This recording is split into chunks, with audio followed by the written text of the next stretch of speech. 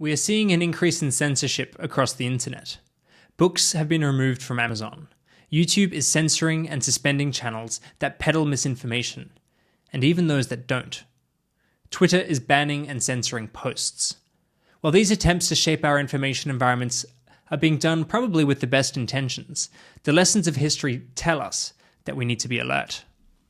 Not only are corporations acting as informational gatekeepers, as the arbiters of what sort of ideas should and should not see the light of day, they also make a great deal of money providing their services. Now, I don't see anything wrong with them making a profit off of this.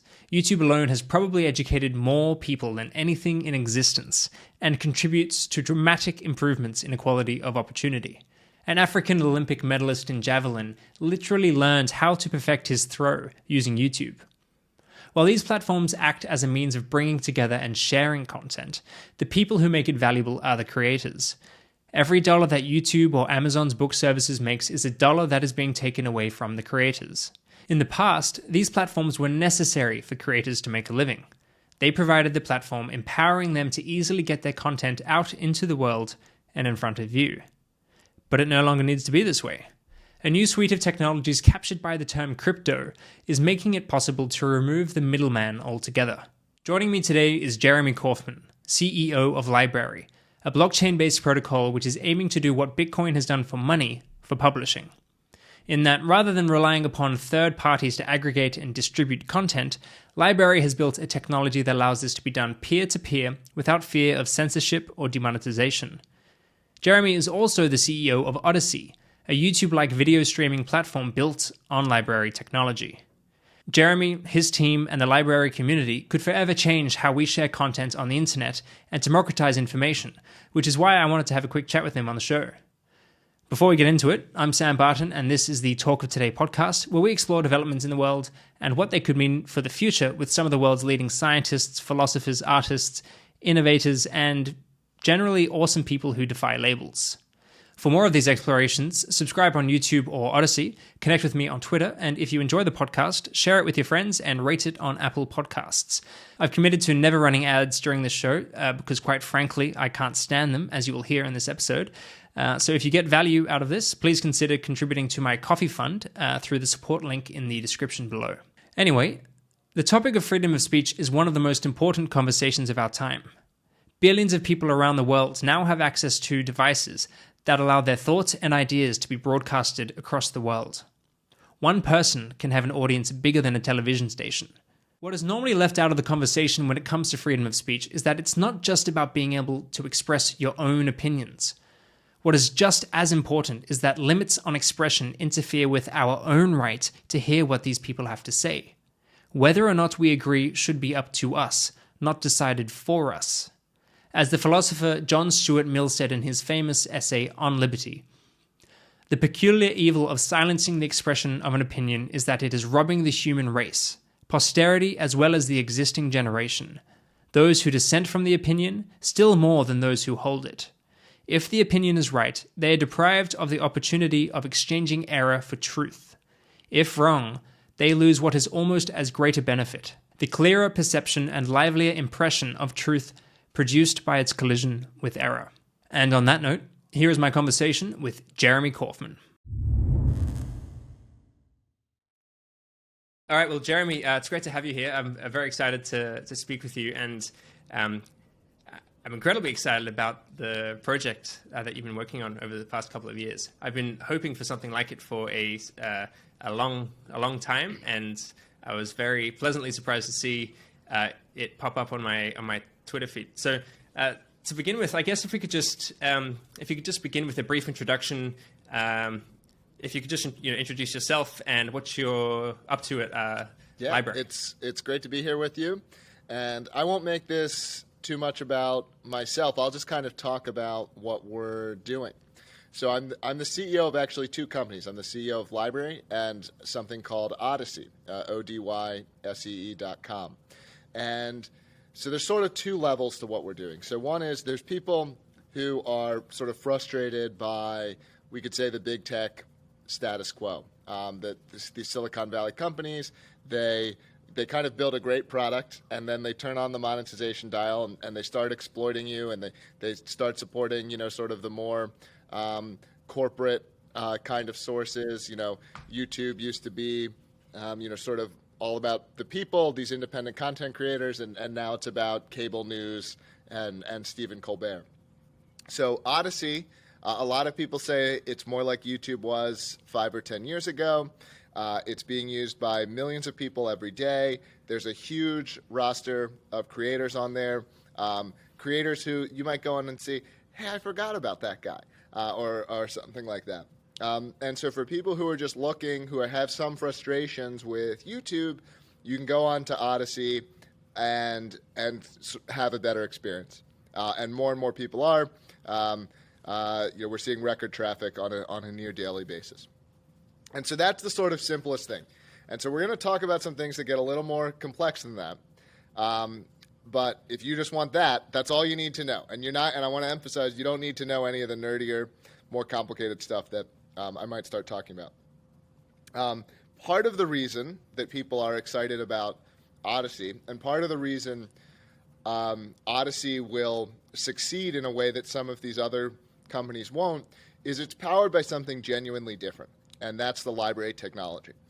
So LBRY is an open source, blockchain-based protocol that does to publishing what Bitcoin does to money. And what I mean by that is, it means that you actually own your handle. The company can't take it away from you. It means that there's no ability to unilaterally scrub you from the internet or turn off monetization or these kinds of things. So these kinds of things can happen on Odyssey, but they can't happen on the LBRY network itself. And so for people who are a little bit more technical, people who are power users, people who understand phrases like blockchain-based decentralized network, and of course we can dig into that, what that means if you want to, they might be more interested in LBRY. For people who just want, hey, I just want a better YouTube, go to odyssey.com, have a great time, and you don't need to understand all the more technical stuff. Yeah. I think for this conversation, I'd prefer to focus on LBRY, because Odyssey is kind of this unassuming front end for something that's a lot more powerful and exciting. And what I guess excites me the most is it's effectively censorship resistant, right? Yeah. Like, as you said, nothing can be scrubbed. Yes, and look, and Odyssey, I'll be honest, as the person who runs both, like, Odyssey is designed to make LBRY succeed. Basically, we created the LBRY technology. It was getting embraced by, technology enthusiasts, privacy enthusiasts, blockchain enthusiasts, the kinds of people who kind of, quote, get it. And but we wanted something to kind of make it appealing to everyone. And Odyssey is the thing that makes it appealing to everyone, right? My mom can use Odyssey. She doesn't have a problem. It's very user-friendly. But LBRY is a very provocative, disruptive kind of thing that I think a lot of people don't actually, even the people who kind of are trying it out and using it, don't understand all the implications of it. I'm not sure I understand all the implications of it, quite frankly. I see it, based on just the small amount of digging that I've done, I see it as what could be the library of the world. It's not just a place for videos. It's not a place for books, as you would assume, given the name, but it's this decentralized repository of, what it could be is the decentralized repository of all of the creations of humanity accessible to everyone in a way that no centralized party or government or extremely motivated group of people can remove content that they might not wish to see on there. Precisely true. No, and that's why the project was called LBRY. When we started this project, and I'm one of the founders, we didn't sit down and say, we want to compete with YouTube, actually. That was a pragmatic adaptation to the way that people were using the product. A lot of people think that a blockchain is simply, or what blockchain does is simply create this new form of money or this new financial instrument. Maybe it's not money, who knows. But I'm a computer scientist. I have a computer science background.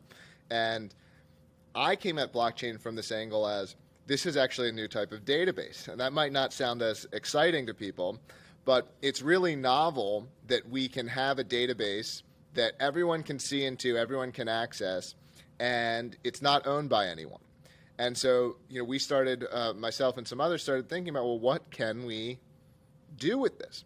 And we kind of fell in love with the idea of creating exactly what you said, this global library of content, of information, not even doing so, not just like videos. Yeah, library works for books and PDFs and text, and everyone can access it, everyone can use it, everyone can put something in it, but it's not owned or controlled by anyone. It's not owned or controlled by myself. It's not owned or controlled by the company that made it. In the same way that the people who made the Bitcoin network don't own and control the Bitcoin network. So we don't have the ability to reach into the network and take your handle away and take your identity away. LBRY is designed with those same properties of Bitcoin, where you can have local ownership, local control of that. Mm-hmm. So this has been something that's it's confused me a little bit over the years, the distinction between a company, a protocol, and even the interface that allows you to access all of these things. So I know Odyssey is like a use case. It's the front end for one application of LBRY. And there's, would it be the LBRY Foundation or an organization that kind of tends to the protocol? That's right. And that's currently LBRY Inc., although the LBRY Foundation assists as well. Some of this may change because we want to make sure we're following the government's rules as to how you do this kind of thing, and the government rules are very unclear and have caused us some. Do they have rules for these things? It seems like they're looking behind most of the time, not to the future. They think that they do. I don't know if we're going to get into this, but yeah, we're facing some trouble because they think that we violated a 1930s law that was written with no understanding of this kind of technology. But the current status, this may change, so I will say this information may be out of date in the near future, but the current status is that LBRY Inc., which is a standard U.S. corporation, has released this technology. The technology is open source. Other people run that open source code, right? So a lot of the people who are maintaining the network, right, most of the people who are maintaining the network, they're not employed by us. They don't work for us. They're all independent. And there's no ability for us to force updates on those people, right? So if we want to modify the software, people have to agree to those modifications. And like other open source projects, if we made a modification that people didn't like, it would get rejected. The community has the ability to go in their own direction and so on. Yep, great. So one question that I think a lot of people would be having right now is there's some content that we don't want to see the light of day. And this technology obviously makes it easier for these forms of content to be censorship resistant. So what sort of solutions have been put in place or could be put in place to help see the more nefarious things that people do spring up into the world? And I will say I'm not certain that we actually do this because we've seen very little of this kind of behavior, and the internet is already very good at this kind of thing, right? The internet generally makes it very hard to scrub information from it. It makes it very hard to kind of put that genie back in the bottle if something has been released, to unrelease it, right? The internet already doesn't accommodate this kind of thing. And so at the lowest level, LBRY is not different in some fundamental ways from other technologies like email or the web itself, right? There's no CEO of email. You can't call up the CEO of email and say, delete this email because it has bad stuff in it, right? You can't there's no CEO of HTTP, which powers the normal web. There's no company that owns that. So, LBRY is similar in those regards to those technologies fundamentally, right? Now, that said, this certainly is something that we spend a lot of time thinking about. We even have an ethicist on our advisory team. So for sort of tricky moral questions, we can consult with this person. And our solution has been that we basically do our best to facilitate legal usage. And so that is things like basically maintaining and publishing block lists of content that is we actually maintain separate ones for content that's outright illegal versus content that might just be objectionable. And so, we're not trying to be edgelords. We're not trying to facilitate illegal usage. And the vast majority of people want to be using the software legally. And so you have to make specific modifications to use it in ways that would be infringing or illegal. And we see very little of that behavior. Yeah. So where I know there's Odyssey, which launched relatively recently. If I am an author or a podcaster or a creator of any sort, would I be able to list my books or my podcast? Like what's in the works on that front? So Odyssey supports most of that content as well. For some content that might not be supported, there's the library desktop client and other library branded apps will kind of let you access everything. And so you can go to those if you want to access like everything on the network. The library apps also remove. There is some filtering that's done at the Odyssey level, not related to legality, but simply because the content is objectionable in some way. And using the library branded apps does also remove that. Much less than what you would see on YouTube, but there is some. Yeah. That's something that really excited me about the idea. I mean, censorship resistance is one, but also just cutting out the middleman for all of these creators. If I one thing that really annoys me, I like to read, and I've got a Kindle, and I know that firstly, I don't own the books that I buy on Kindle. Like to my knowledge, Amazon has the rights, and they give me the rights to access it, but I don't own that book, which really I haven't made the switch yet, but I know that sometime in the future, I'm just going to lose access to that for some reason. I might want to switch over and I'm going to have to spend hundreds and hundreds of dollars getting these new books again. But there's another thing that kind of annoys me, and it's that the information contained in those books isn't as accessible as I would like it to be. I have to access it through this gatekeeper, and I can't play with the information however I want. There are all these really cool apps out there that allow you to, if I highlight something in my Kindle, an app called Readwise pulls that highlight and then puts it in a particular note-taking software that I've got, and it's great. It's really useful, but I feel like we don't have the technology yet to really empower people to do what they can, to just empower them to use the information they have access to in the most amazing ways. And what I really like about something like this is, for one, you can't take it down, but two, people could upload various different file formats. There could be a new standard that can really increase the. I think about it as like information liquidity, right? So how easy is it to take? How easy is it to take a piece of information and then create some value out of it, right? And with a Kindle, if I want to, or an audiobook, how do I get the information out of that? I've got to, either write it down, transcribe it, type it into my computer. There's a high level of, a low level of liquidity there. So something like this, with open file formats can really increase our ability to access and work with information. And it can just empower authors to get so much more of their, so much more value for their work, because it cuts away the middleman. Yeah, so there's a lot there that I'm very sympathetic to. In fact, I'm sympathetic to basically everything that you said, I think. And certainly from the cutting out the middleman perspective, there's a huge win because you are talking about losing 30, 40, 50% to middlemen with traditional distribution solutions.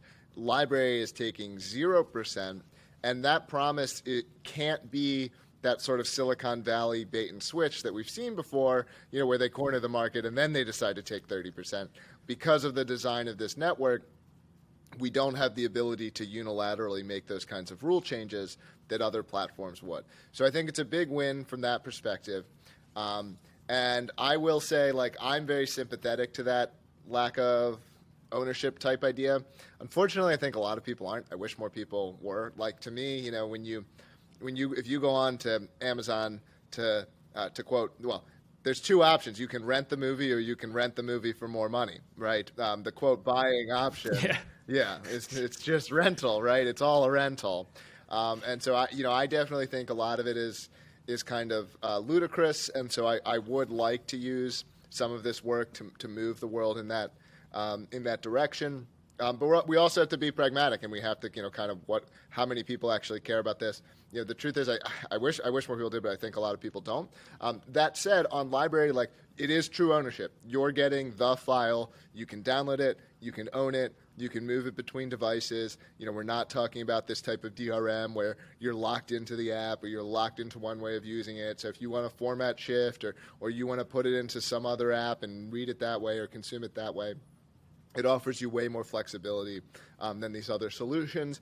And it's really a sort of permanent kind of ownership because there's a blockchain record that corresponds with that purchase. And so as long as you've got your wallet, your cryptocurrency wallet, you're going to be you don't even actually need to maintain the file. There's an authorization there that makes it valid for you to get that content again. So it really is, I think, quite a big step forward for the 5% of us that that care about this.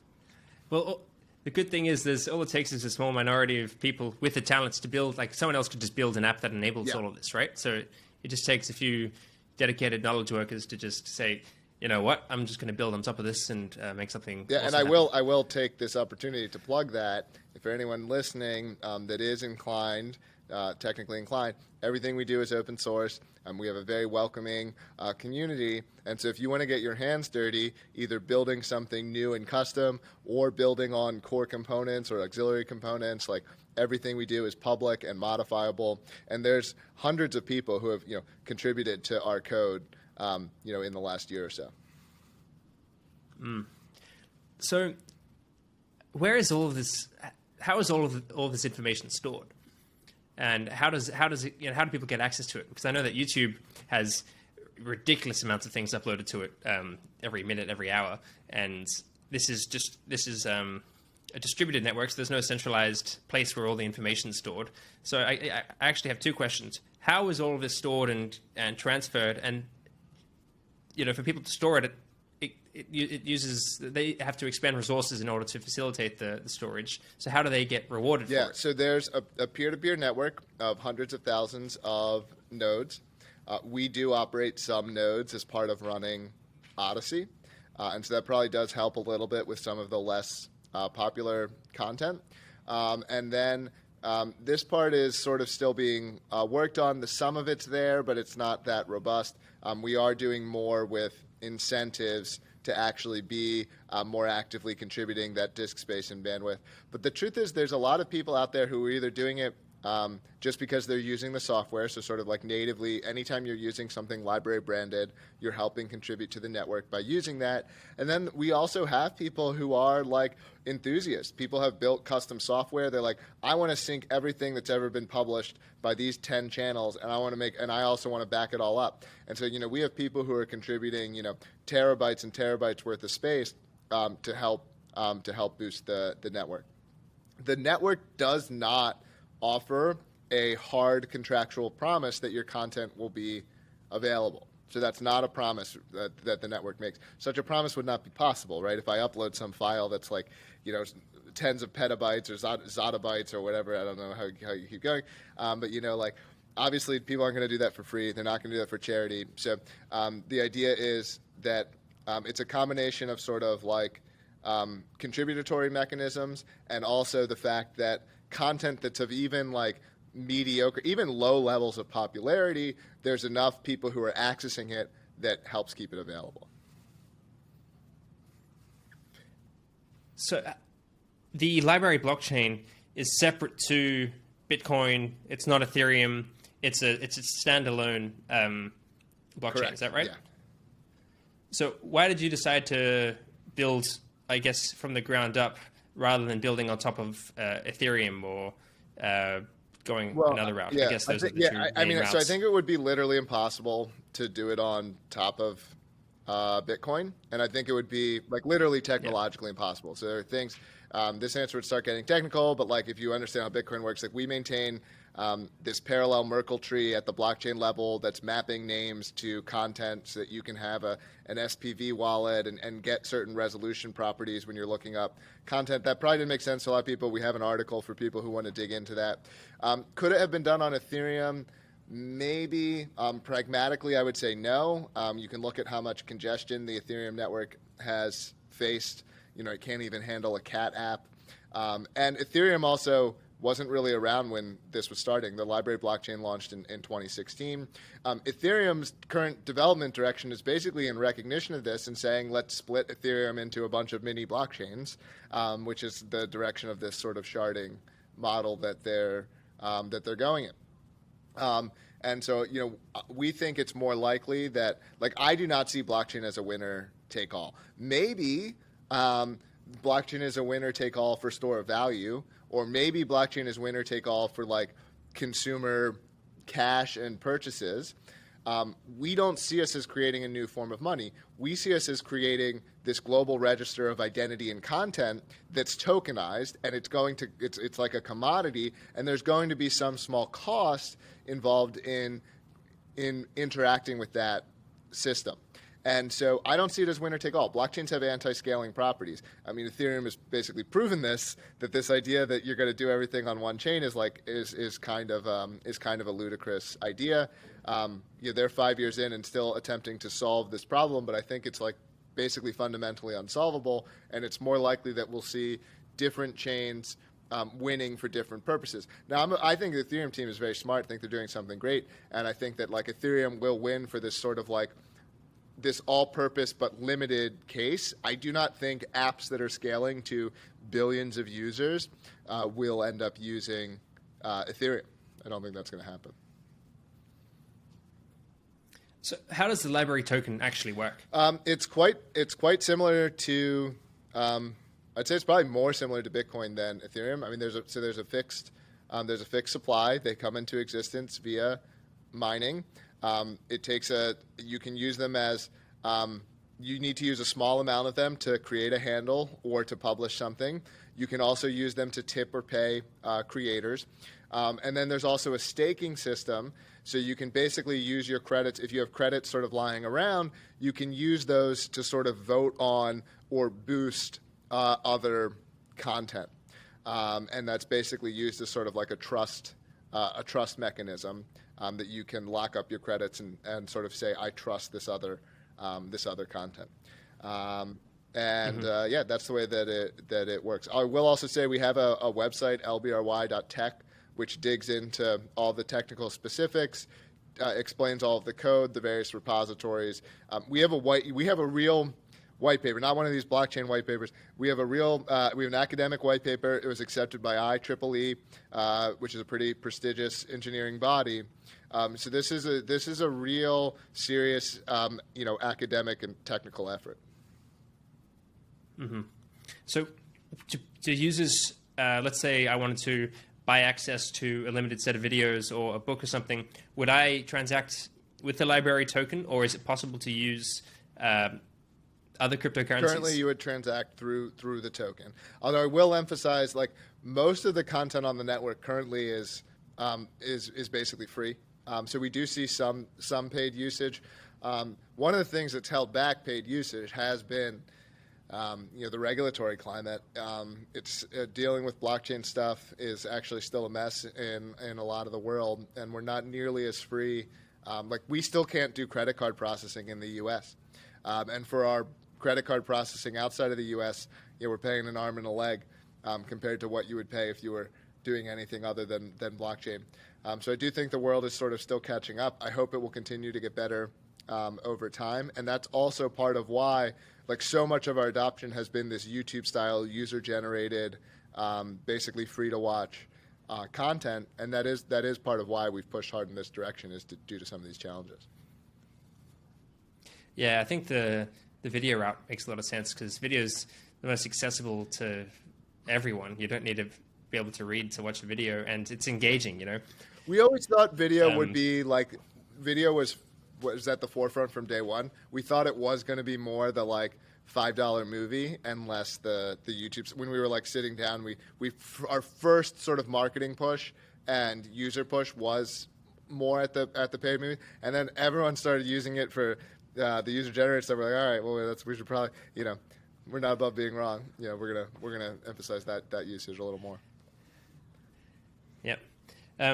So I know that over the past year or two, I guess it must have been quite an exciting time for you guys in a good and in a bad way, I guess, with, it just seems that there's a lot more censorship, people being deplatformed or cancelled, books being taken off Amazon, people being censored by YouTube for perhaps talking about things that might contradict what the health bodies say.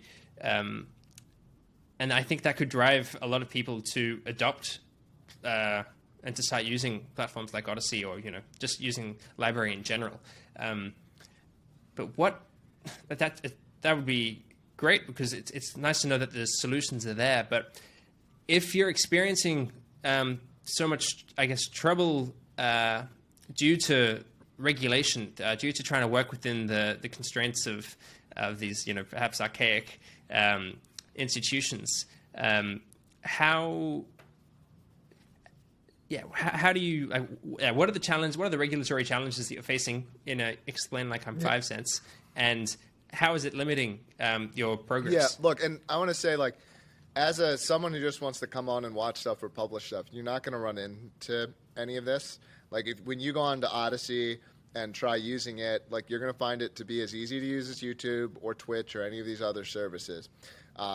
So it's more held back our growth, and our growth has been tremendous, even despite this, right? So I mean, Odyssey is like a top 2,000 website now, with a very large user base coming on every day to engage and watch content. It's held back a little bit our ability to disperse the token, sort of as widely as we would like. My company is facing a civil challenge from the government. They're not trying to shut down the network. In fact, they admit they can't shut down the network. So they're not trying to sort of destroy the network itself. They think by creating our own token that we may have violated, that we may have done a civil violation, and they basically wanted us to give them all of our money. We'd be happy to, actually. Not happy to, but we'd be willing to. We just want rules of the road, right? So our push for the government has been, well, if we're going to give you, $5 million, you got to tell us, what are we allowed to do moving forward? They've been unwilling, so we are going to end up with a court challenge. And honestly, the biggest damaging factor is, there are so many people that are excited about this technology. There are a number, there are a number of people who would like to be involved in a larger degree, and it's can hurt investment money or things like that when you have this kind of government case. But it hasn't really slowed us down. So many people are excited about what we're doing. People put in volunteer time. Everyone here is working really hard, and it's how we've been able to achieve what we have, which is, I'm pretty sure that LBRY is the most used D-app in the world. I think we're the most successful sort of blockchain-based application in terms of actual usage.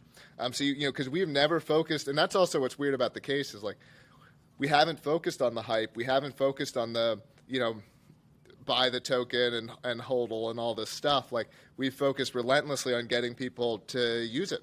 And I think that's why we've had the success that we've had.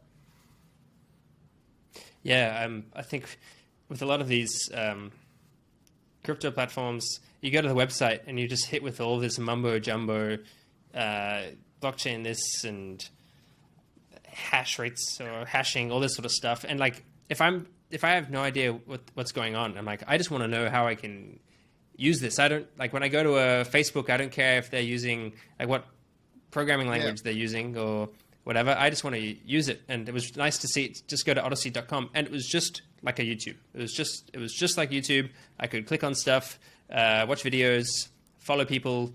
It was not difficult at all.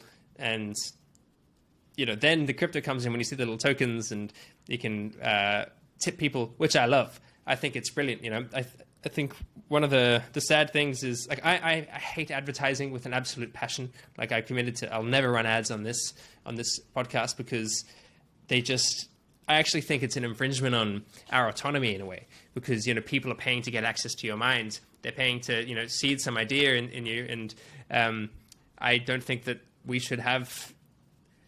I don't know if we should make them illegal, but I think people should have the freedom to opt out to completely opt out of ads if they wish. And I think that the solution that you've come up with, or that you're helping bring into the world, is a step in the right direction. Yeah, thank you. And that's our attitude as well. Like, so we are the truth. A lot of creators want ads, right? And so like I have my own positions, and some of them, like the fact that people should have a choice, I'm going to cling to, and I'm never going to let go of them. And it's already like baked into everything we've done, because even if the company, if I get, a mind virus, or like other people take over the company, because everything is open source and forkable and so on, you'll always have a choice. Even if Odyssey became evil, you'd always have that choice. But even on Odyssey, certainly for as long as I'm running the company, and hopefully as long as I have any influence here, like, you should have a choice even with ads. So we are going to do ads on Odyssey. A lot of creators like ads. They want to make money off of ads. Ads aren't my thing. I like to avoid them. But that's a choice type thing. And so our solutions will always be in the space of, okay, do you want to watch the ad, or do you want to pay the money, right? And the truth is, these ads don't make very much, right? You're watching a 30-second ad, a minute YouTube ad. They always give these numbers in CPM, cost per million, or cost per thousand. I like to do it CP1 because I think it really makes it clear what your time is supposed to be worth. And you're like, this guy's making 2 cents for 30 seconds of my time, or a minute of my time. It's like, I'd rather give him 2 cents. I'd rather give him 5 cents. Exactly. That's a much better deal than watching a minute advertisement. So as we do more with ads, which we are going to do, we're always going to retain that principle of giving users a choice. Yeah, and let's say that I pay that 2 cents or that 10 cents, even if it's 50 cents for an article on the New York Times, or $1. I think empowering the user to just ask for a refund. If like this was an absolute waste of my time, give me a refund. Like just automatically processing that. And then maybe if they're doing that for literally everything they're looking at, then perhaps some intervention comes in. But just empower the user with some freedom, with trust. And most people will be happy to just, to pay. Yeah. That's my intuition. Yeah, I mean, you could look at the current success of Substack as an example. People are paying way more than 2 or 5 or 50 cents an article. Yeah. It's clear that, and I think honestly, what's going on with the big tech, with a lot of the big tech behavior, like we sort of saw, like there was always a sort of like narrow opinion that could be expressed on like the nightly news or whatever, and social media really opened up what you could say. It meant that a much wider set of opinions could be presented. And it seems now that like the larger social media companies are narrowing that back down to something much closer to the way things used to be in the 80s or early 90s, before the internet had really taken off, or way back even earlier than that. And so it does seem that like people really are hungry for that kind of independent voice, that voice that's not bought, that voice that can say what they think, that can be honest, even if they're wrong sometimes, even if they say things that are unpopular sometimes. People should be allowed to do that kind of thing, and people want that kind of thing. And it's a big part of why we're taking off so much. And so I feel optimistic about about the future for these reasons, despite the fact that I guess it's a higher standard to be to publish to YouTube than it is to be a medical doctor. Like I don't think that's going to be a winning strategy for them, and I think our success kind of shows that. Yeah, and I think the success is inevitable because I think because these Google, who owns YouTube, and all of these other companies are contained within countries. They are beholden to the nation state in which they are registered or reside in. They have to follow the laws, and if these platforms and the content that's contained within them is leading to things that those countries don't really like, they'll crack down on the platforms, as we're seeing. And the thing about the internet is the governments can crack down on these platforms, but they could get rid of the Apple phones, or they could cut something off the App Store, but people will just move.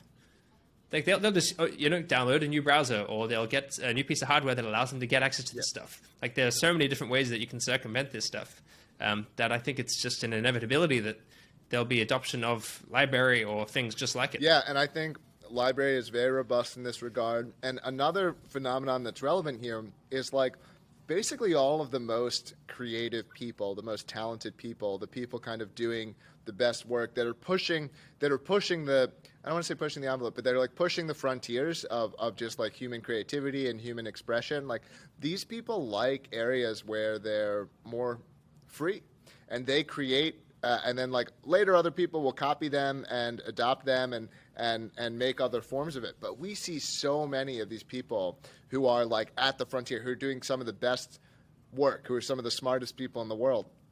Like the adoption among science and engineering channels, and for example, as well as other kinds of like creative animations and this kind of thing. Like so much of this content is the type of content that's coming on. In fact, I can't say this name yet because it's not official. But I was just on a very very well known YouTube channel, regarded as one of the smarter guys, maybe one of the smartest guys on YouTube, one of the smartest guys doing interview type content.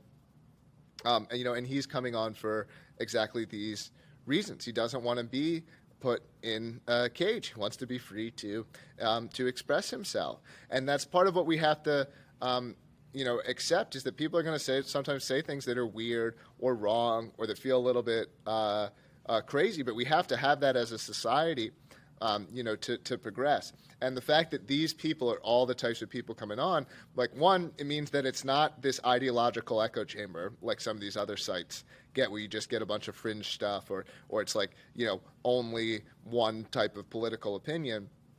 We're getting that kind of like early days of the internet type feeling, where it's all of these smart people of all kinds of different persuasions, of all different kinds, not some of them political, some of them not, but all different kinds of things. Some of the brightest people out there, they're coming on here because that's what they want. They want that kind of frontier. I think something that perhaps isn't as obvious to... It wasn't immediately obvious to me, even though, you hear it's like LBRY is like a protocol. It's like email. It's like all these other things. So, no one owns email. No one owns Gmail. So what you've built and what, the people involved with LBRY are building is a way for people all around the world to build, entirely new businesses, and perhaps billion-dollar businesses actually built on top of LBRY. So Odyssey is just one example of these businesses, but anyone could create a front end to access it, and will create whatever they want. 100%. And if you're listening and you're the kind of person who thinks you have the skill to potentially do that and the hunger to do that, I'd love to hear from you. We're supportive.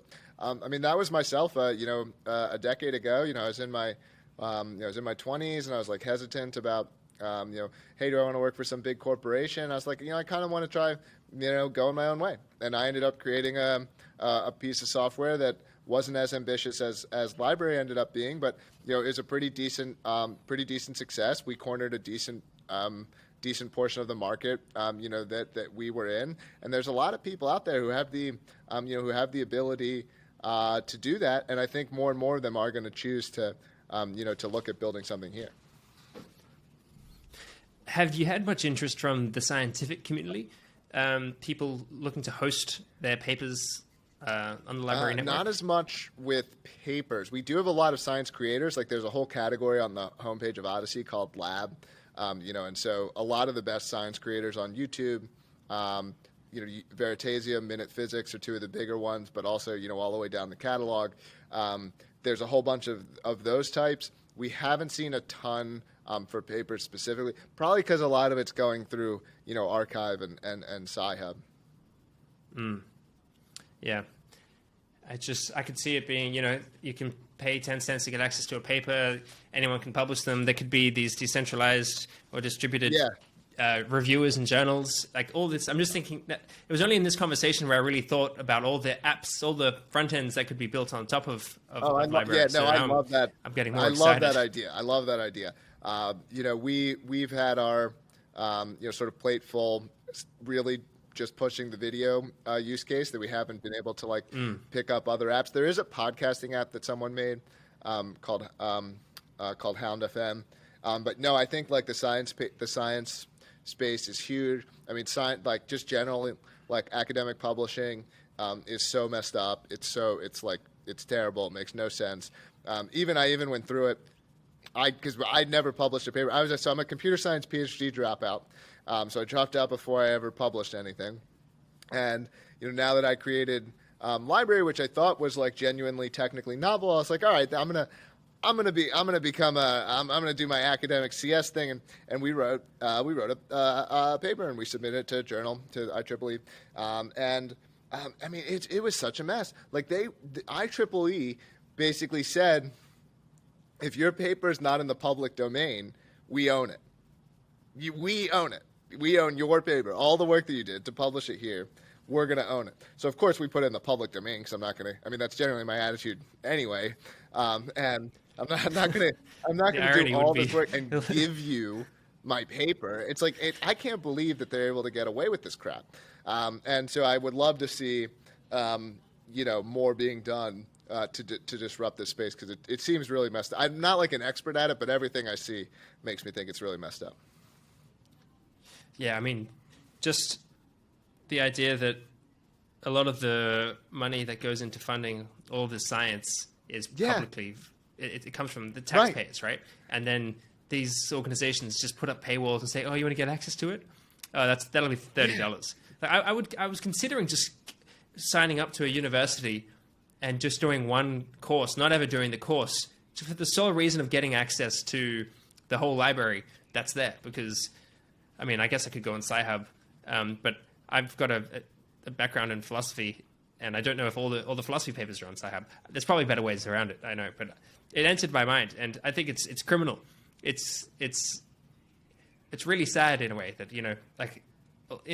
I think the internet and all the information that's out there, the torch has been passed down for hundreds and thousands of years, and now it can be accessible to everyone. I see it as the new birthright. Everyone who's born should have access to the internet and a personal computing device, and we're just locking it away. We're locking away parts of it, and it affects all of us, and it limits our potential for the future. I'm incredibly sympathetic to that, and I will say I bet most philosophy papers are on Sci-Hub. Of course, you should follow the law. I'm not encouraging any illegal or infringing activity, but I do think a lot of them are on there. And but the Sci-Hub it's beautiful in some ways, because it is such a complete catalog. User experience wise, it does kind of leave a bit to be desired. Now, the user experience of the fact that you can find every paper, that's pretty good. But other aspects of it, there's definitely room for improvement. And I would love to see some of that being pushed via LBRY. So what are some of what's in store for the next couple of years? So what's happening with Odyssey? What's in store for LBRY? What are some of the most exciting projects that are being worked on within the community? So more apps, expanding beyond video. So to have, I think news and podcasts are probably the two that are most likely to come, but maybe academic papers or other things like that. We still have a lot of growth to do just with the core product. I want to grow that to 1 billion users, right? So there's a lot of work to be done. There's a lot of work to be done there. This isn't as exciting from a decentralization perspective, but I think it's still an exciting feature.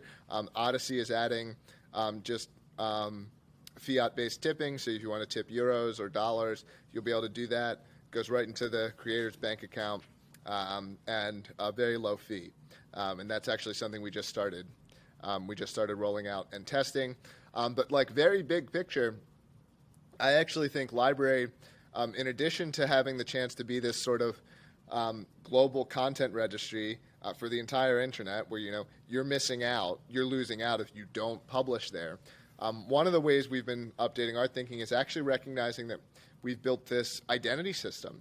There are millions, or more than 1 million, identities that people have created on this network that they actually own. And it's really unprecedented. And so we want to do more with allowing those identities to be brought into other systems. So imagine the fact that this identity that you have, it really is yours. And so rather than creating the same handle in different places that are actually different handles that are actually owned by whatever company made that service that you're signing up with, LBRY has the chance to be this identity system where you own your identity and you can take it back and forth and port it between places. So this is a little bit more exploratory. It could be that 6 months from now we decide, hey, I don't know, maybe we're not doing that. But that's probably the biggest sort of new thing. And it's not brand new, but that we're shifting more and more of our thinking in that direction and at the LBRY level. So we kind of have different things going on. I mean, we have a whole team of people that are just dedicated to Odyssey, and they're working on Odyssey like very much the way that you would work on a traditional startup. We do sales, we do outreach, we do customer support. It's a website, make it grow, right?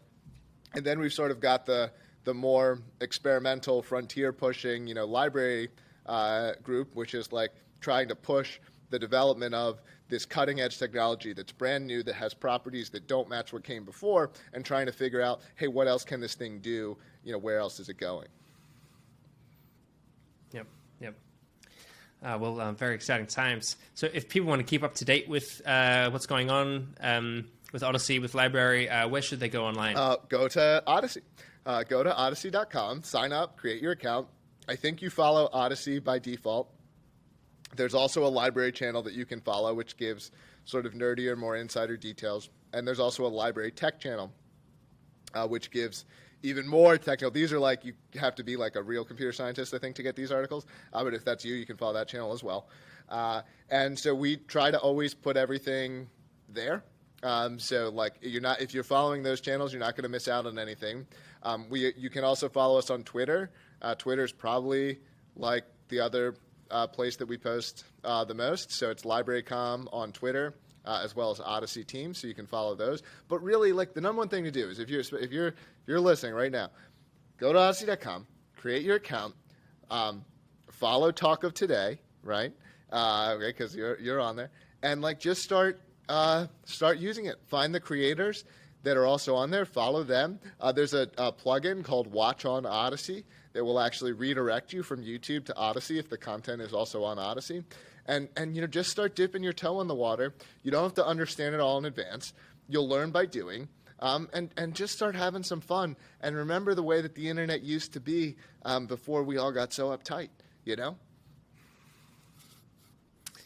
brilliant. And for the creators out there, everything that you upload automatically syncs to Odyssey from YouTube, right? I'm so bad at my job. That was huge because I was so lazy.